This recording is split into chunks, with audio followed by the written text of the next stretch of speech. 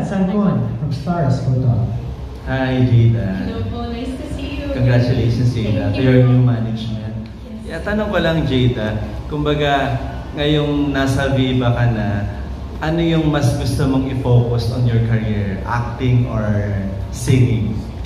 Sa tingin ko po, what I'm really thankful for is before I joined Viva, I joined UMG.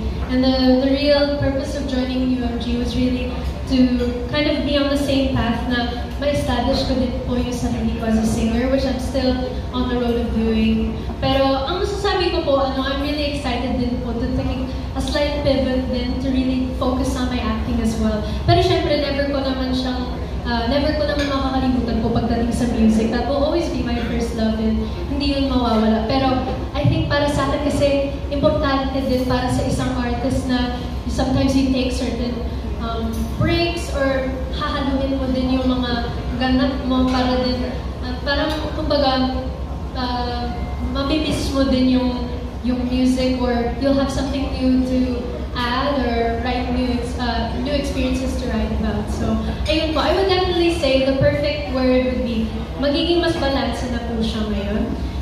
Pero in the coming months, who knows when that may be. Pero all I can say is definitely acting will definitely come into play again for myself. So, ayun po.